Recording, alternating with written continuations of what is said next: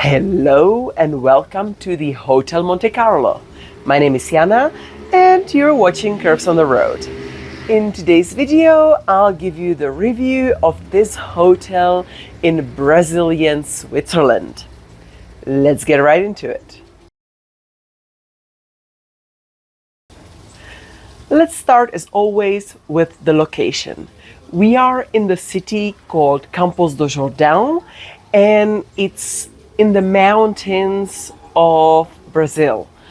It's in the state of São Paulo, and Brazilians come here to cool down on the hot days and actually see some ice at the winter time.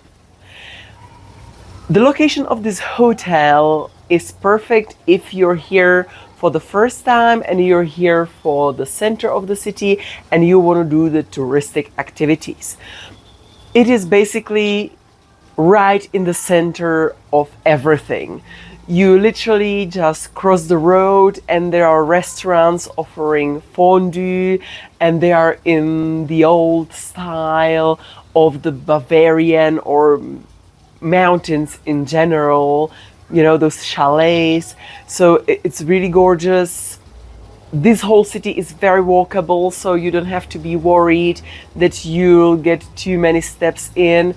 So it's comfortable and yeah, definitely you can't pick much better location.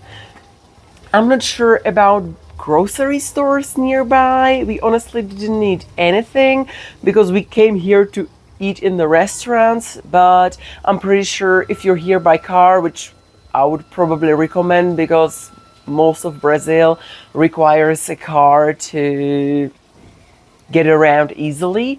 So if you're here by car, I'm pretty sure you'll find something in 5-10 minutes driving distance. The reception. If you're coming by car, do not hesitate to take the ramp up to the hotel with your luggage. We were like, oh, this is steep. Are you sure we're allowed to come up with the car? Yes, you are. You actually take the car up to the reception, you take your luggages out and you continue a bit higher. And as you can see behind me, there is a parking lot for quite a lot of cars. It's for free. It's included in the price of the hotel. So your car will be safe while you are exploring the city. Everything went smoothly. There were some misunderstandings in how many nights we needed, but we didn't pay anything extra, no problem.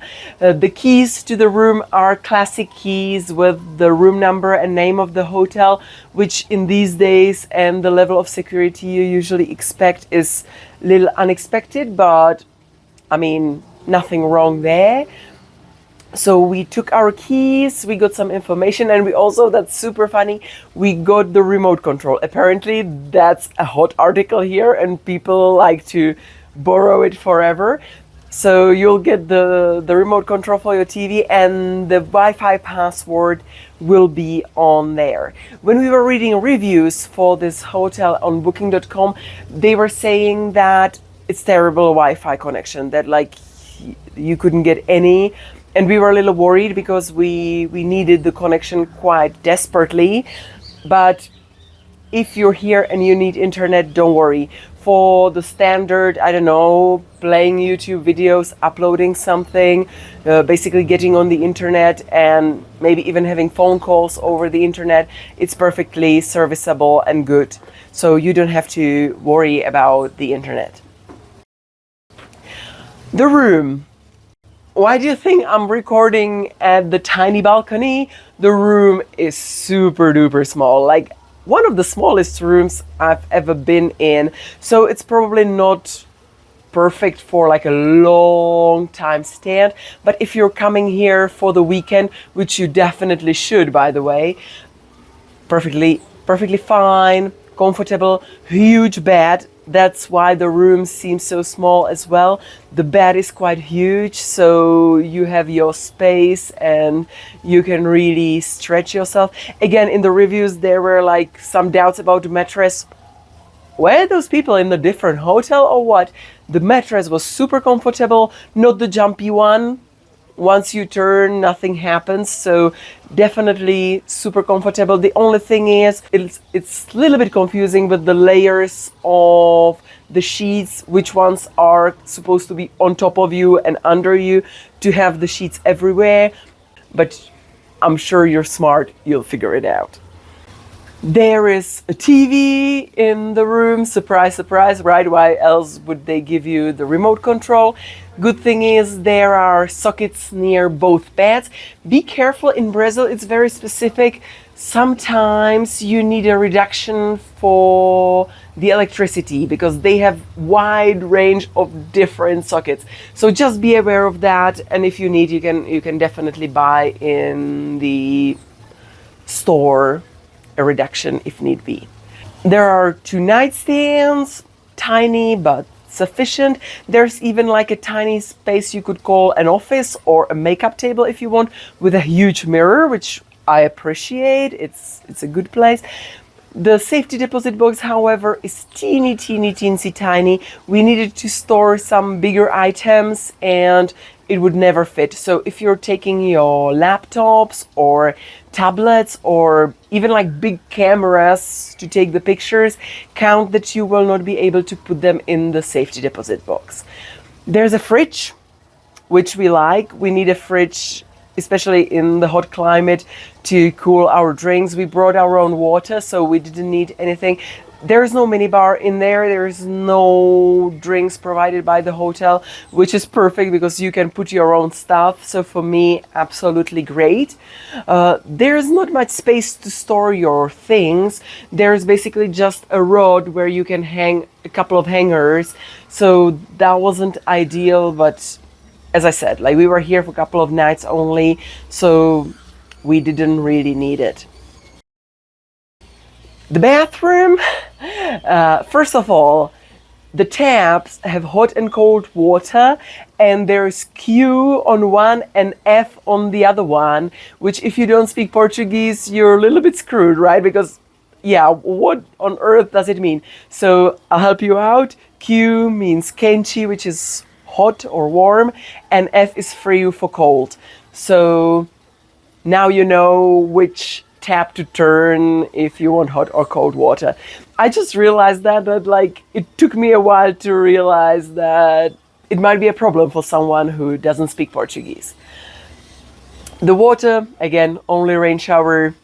I will be repeating myself over and over again in Brazil with this problem of mine, but I'm getting used to it. Like, slowly and steadily, I'm getting used to it. You'll get a shampoo, conditioner, and a bar of soap. So if you need shower gel, you better bring your own. There are clean towels, absolutely perfect. For the room service, we're here off season, so a lot of things are basically more on demand than in full season. For example, the housekeeping, if you want it, you tell at the reception when you'll be leaving the room, and they'll do the housekeeping for you. We didn't want it, first for the reasons of the safety deposit box, second just because like it wasn't necessary for such a short stay. The breakfast, it was fairly sufficient. There were fruits, there were cakes, there were some things to make your own sandwich, so that's perfectly fine. From the warm options, they offered us scrambled eggs, so we ordered that. It was, you had to ask for that one, and we got pão de queijo as well, so that was lovely. Everything we would need for a breakfast. You have coffee there, you have hot milk. I haven't found tea, but like, they have wide range of juices, even the suco de uva, which is grape juice, which I love. So I wasn't even looking for tea, to be honest. And yeah, they have like even hot cocoa if that's something what you want. You're in the mountains, so you might be in that mood, and it's perfect with their cake. made out of the corn flour. Definitely that combo, delicious. It looks everywhere, like in this historical style, especially the breakfast room. It was like a hall when in the castles they used to have the feast, so it was kind of good. I'm saying this place is Instagrammable from the rooftop to the basement, because like there's so much things to take pictures of, and the hotel was no exception. So you can even take your pictures there. If you want, there is a small gym up at the top floor. I didn't go. It was, you had to climb up some stairs, and like, why would I do double cardio, right? No, there was just no time, really. There is a swimming pool, decent size if you ask me. There are like the beds where you can lie down, chill near there, and also there's a jacuzzi. There's also a sauna, I think, and the personnel told us we would need to tell them like a couple of hours ahead to prepare it. So yeah, that's the thing. There's a very funny elevator.